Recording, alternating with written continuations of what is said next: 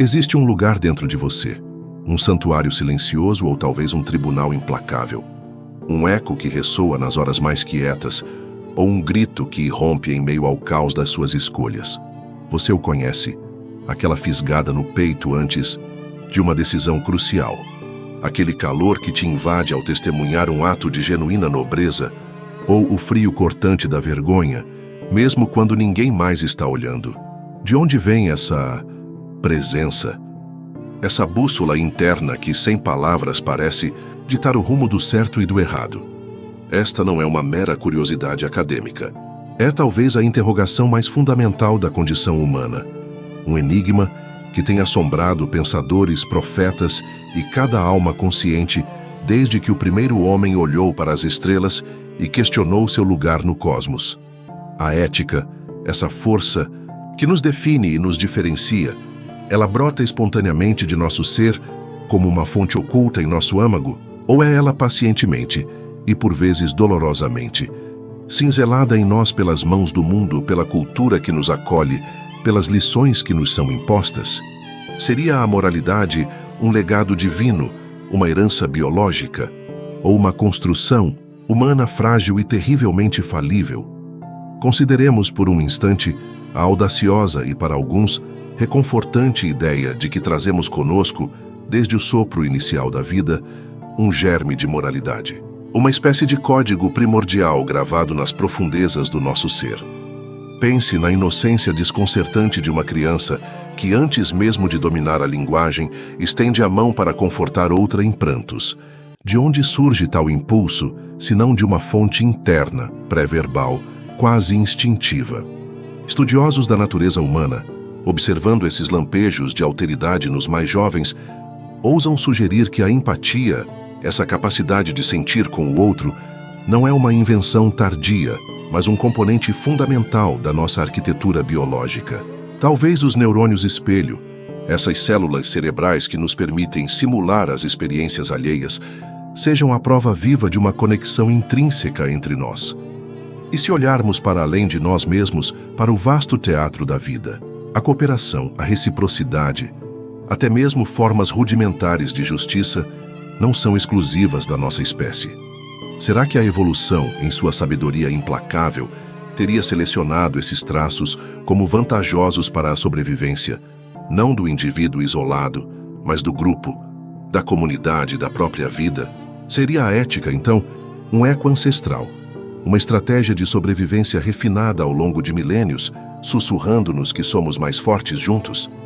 Filósofos de outrora, como o sábio Mêncio, falavam de uma natureza humana originalmente boa, corrompida apenas pelas vicissitudes da existência.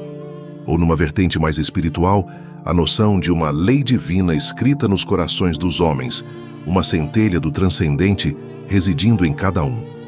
Se assim for, essa voz que nos guia não seria apenas nossa, mas um fragmento de algo maior, uma verdade universal que ecoa em nossa alma individual.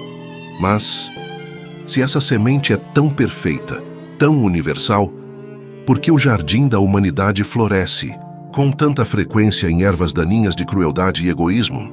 A nobreza dessa ideia, de uma bondade inata, enfrenta um adversário formidável: a própria história humana, com suas crônicas de violência, traição e indiferença. Se a ética é um dom, por que tantos parecem tê-lo recusado ou perdido? E se ela não for inteiramente nossa ao nascermos, quem ou o que se encarrega de nos ensinar o caminho? Voltemos nossos olhos então para a hipótese oposta, a de que somos, em essência, argila à espera do oleiro. Que a nossa bússola moral não é um presente de nascença, mas uma ferramenta forjada, peça por peça, no calor das experiências, na pressão das normas sociais, nos ensinamentos ou silêncios daqueles que nos precederam. John Locke, o filósofo, nos via como uma tábula rasa, uma lousa em branco onde o mundo escreveria suas leis. Imagine o peso dessa afirmação. Se não trazemos nada, então tudo o que nos tornamos moralmente é fruto do que nos é dado, do que nos é ensinado, do que nos é imposto. A família, esse primeiro e mais íntimo dos mundos, grava em nós as primeiras noções do pode, e não pode. A cultura, com seus ritos, mitos e tabus, alarga esse círculo, definindo o aceitável, o louvável, o abominável. As instituições, a escola, a religião, o Estado com suas leis, erguem as paredes mestras do nosso edifício ético.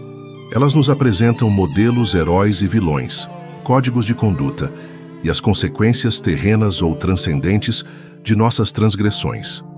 Aprendemos por imitação, por instrução direta, mas também pelo medo da punição ou pelo desejo de aceitação. Mas aqui reside um perigo sutil e profundo. Se a ética é puramente aprendida, de quem a aprendemos? E se nossos mestres estiverem equivocados? Se a sociedade que nos molda estiver, ela mesma, moralmente enferma? Poderia uma geração inteira ser ensinada a chamar o mal de bem e o bem de mal? A história, com suas sombras indeléveis, parece gritar que sim. O que garante, então, a validade do que nos é ensinado? Seria a moralidade apenas um consenso social, mutável como as marés, desprovido de qualquer âncora mais profunda? Eis o dilema que se agiganta diante de nós.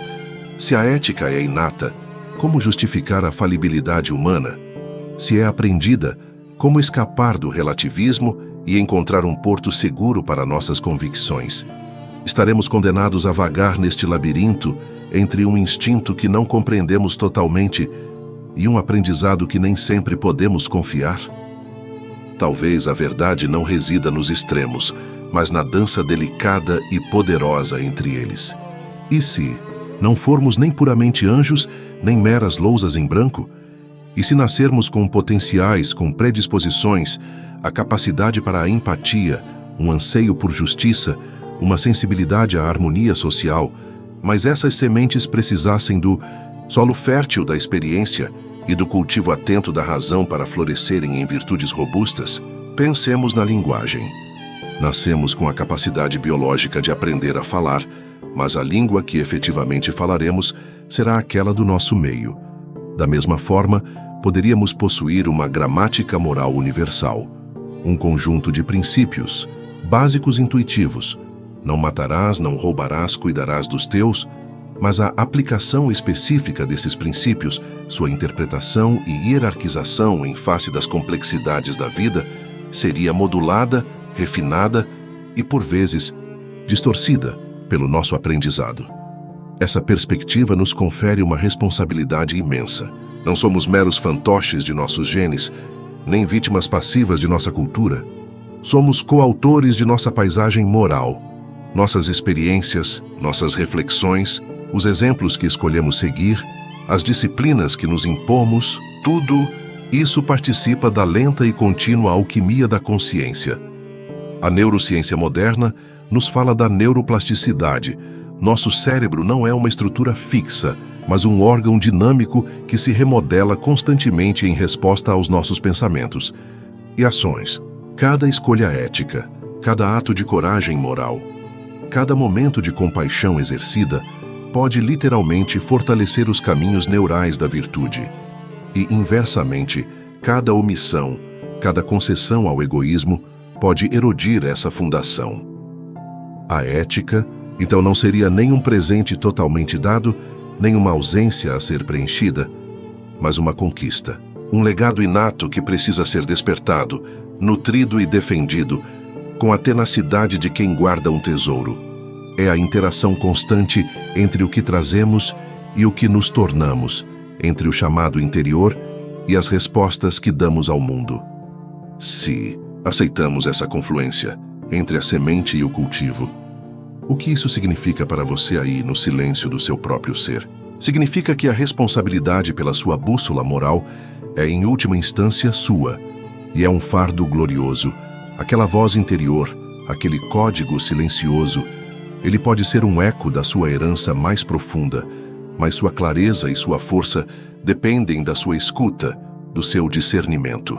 Em um mundo que grita com tantas vozes contraditórias, que oferece tantos atalhos sedutores, para longe do caminho mais íngreme da integridade, como você afina o seu instrumento interior?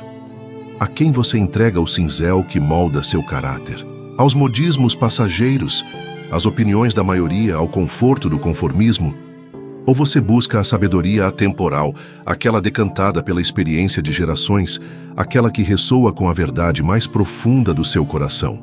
Você já se encontrou em uma encruzilhada onde o certo era dolorosamente difícil e o errado tentadoramente fácil? O que pesou mais na balança da sua alma? Foi o medo da consequência exterior ou o temor daquele veredito silencioso pronunciado no tribunal da sua própria consciência? E quando essa voz falha, ou quando você a ignora e tropeça, o que acontece depois? Você se entrega ao desespero ou se levanta, aprende com a queda e retoma a jornada, talvez mais humilde, mas também mais forte? O desenvolvimento ético não é uma linha reta ascendente, mas uma espiral, onde cada volta pode nos levar a uma compreensão mais profunda, se tivermos a coragem de enfrentar nossas próprias sombras. Herdamos a ética ou ela nos é forjada? Talvez a pergunta, assim formulada, nos aprisione em uma falsa escolha. Talvez sejamos ambos, herdeiros de um potencial sagrado e artesãos de nosso próprio destino moral. Recebemos o dom da argila e o sopro da vida, mas a forma final da obra, sua beleza, sua solidez, sua capacidade de inspirar, essa depende da maestria e da dedicação com que empunhamos as ferramentas da escolha, da reflexão e da ação.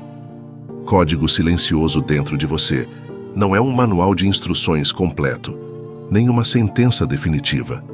É um convite, um chamado perene à autodescoberta, ao crescimento, à transcendência. A grande aventura da vida não é apenas existir, mas decidir quem seremos a cada passo do caminho. A origem última da ética pode permanecer velada em mistério, uma fonte da qual apenas vislumbramos o brilho. Mas seu exercício, sua prática, sua vivificação, essa é a tarefa humana por excelência. E a pergunta que realmente importa, a que ecoará por toda a sua existência, não é apenas de onde ela vem, mas para onde eu com ela escolho ir. Qual foi a última vez que você verdadeiramente escutou o seu código silencioso? O que ele lhe disse? Deixe que essa pergunta o acompanhe. A resposta pode iluminar o seu caminho. E se você curtiu esse vídeo, deixe seu like, se inscreva no canal e compartilhe com seus amigos. Aproveite para deixar nos comentários qual outro assunto que você gostaria de ver aqui no canal. Tchau!